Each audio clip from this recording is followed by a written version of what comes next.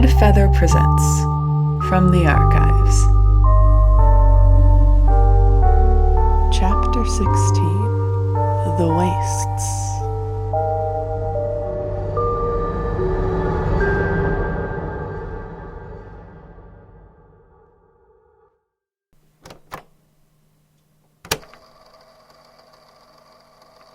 Statement of Cub Fann regarding a book of poetry and its effects on the surrounding landscape.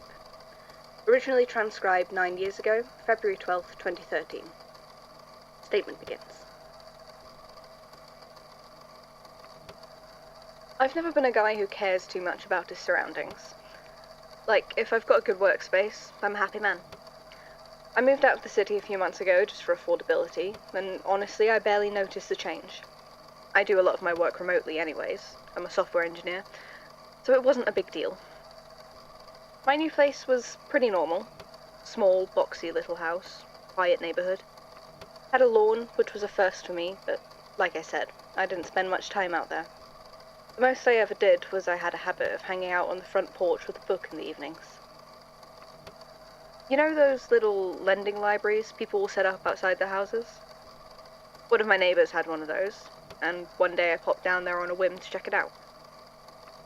There wasn't much of interest in there. A few cookbooks, a lot of mediocre romance paperbacks, but there was one book that caught my eye. It was this skinny little paperback poetry book that looked homemade. The thing that caught my attention most was that some of the pages were sort of blackened and curled in on the corners, almost like someone had set it too close to a fire or tried to burn it or something. There was no title on the cover, just this really cool, sketchy pen drawing of a cracked-open canyon landscape. And when I flipped it open to see if there was any author or publisher info or anything inside, all there was a stamp. From the Library of Joe Hills. I hadn't met most of my neighbors yet, so I just assumed it was one of their names. I mean, I didn't really have any reason to think otherwise, not then. I thought it was somebody's self-published poetry, a old school project, and I was curious enough to grab it and bring it home to take a look. I flipped through it a bit before bed that night. It only had about 20 or 30 pages, so I read the first couple. I'm not a poetry snob or anything, but I thought they were nice enough. They all talked about this wasteland, I guess. The first few I read were all in different styles. Like, there were a couple short little limerick-style ones, and a much longer piece of rhyming verse, but they all described wide, cracked deserts of red sand, bristling with sharp rocks and bubbling with boiling springs. The imagery sort of stuck with me. Not right away, but that night when I went to sleep, I dreamed about that place like it was there. I could see it, cacti and bloody sands and all. I knew just by looking at it that if you tried to cross on foot, you wouldn't make it even halfway before you collapsed. It was absolutely inhospitable. The next morning, my lawn was dead. It wasn't like a major thing. Like it wasn't a big lawn. I didn't have a garden or anything, and not gonna lie, I didn't take very good care of it. But it was definitely noticeably brown, and it hadn't been before. It sort of put a weird feeling in my chest just looking at it. It felt bad to look at, like there was something worse about it than just a few patches of dead grass. I brushed it off, though. Just made a mental note to buy a sprinkler or something next time I was at the store and went about my day. I probably shouldn't have, but even now I can't really imagine doing anything different, you know? I didn't know. I couldn't have. I did my work for the day, got done early, had dinner, and then figured I'd sit out on the porch with the book. Like I said, I've never really been into poetry, but something about that book just grabbed me. I think it was the detail. Like, I would read a description of heat radiating off a simmering pool and just feel hot. After a while, I had to go get up and get myself an ice water. I don't know exactly when I started reading aloud.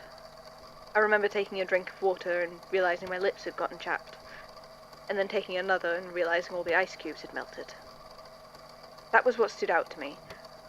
because it shouldn't have even been warm. It was late January. I had a jacket on because it had been cold when I sat down, and as soon as I remembered that, I needed to take it off because I felt like I was going to die from the heat. All my memories after that point get pretty disconnected. I remember noticing light in my eyes, bright enough to hurt, and looking up and seeing the sun. It was so hot. The air was shivering from it. It couldn't have been that bright because it was evening, the sun was setting, but it was so bright and so hot. The book was still on my lap. I didn't even feel like I could have moved.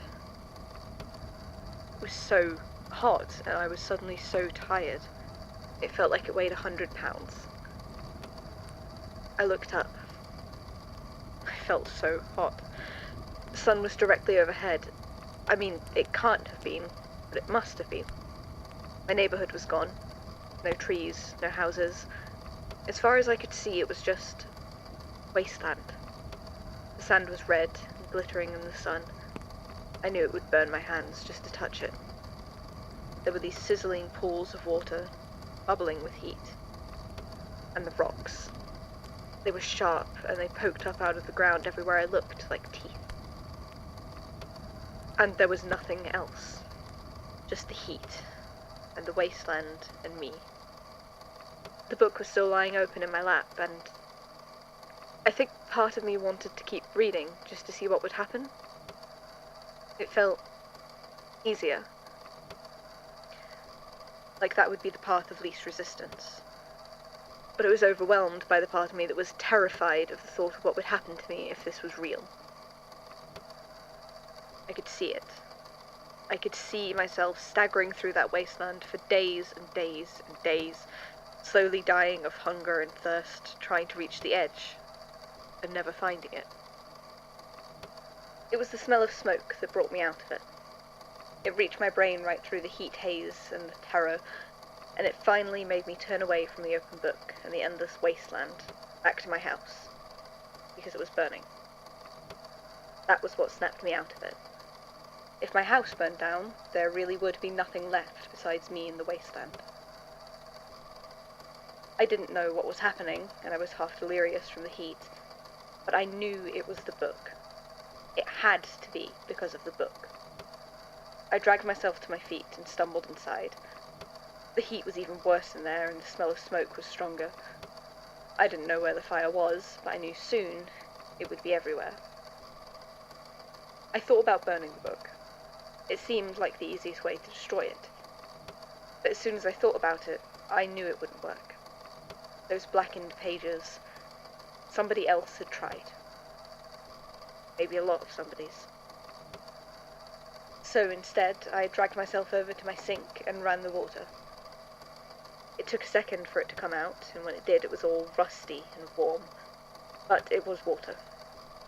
I shoved the book underneath it, and the paper just dissolved into ash. I left the water running until it was all gone down the drain. And the heat went with it, and the smoke and the smell of rust and blood. When I looked out the window again, it was dark, like it should have been, and my neighborhood was back. The wasteland was just gone, like it had never been there. My lawn still hasn't grown back, though. It doesn't even grow grass now. There's nothing but parched, cracked ground.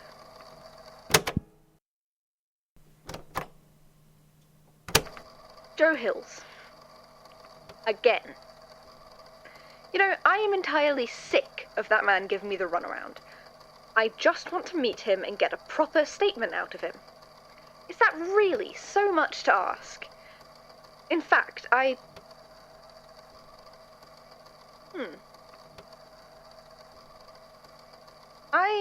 need to check into something. I'll probably have another follow-up tape to add to this file later.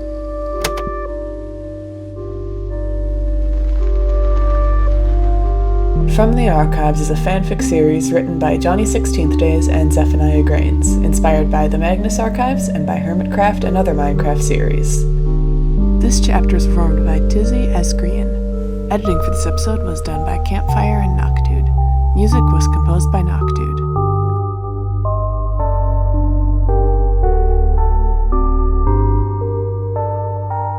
Thanks for listening.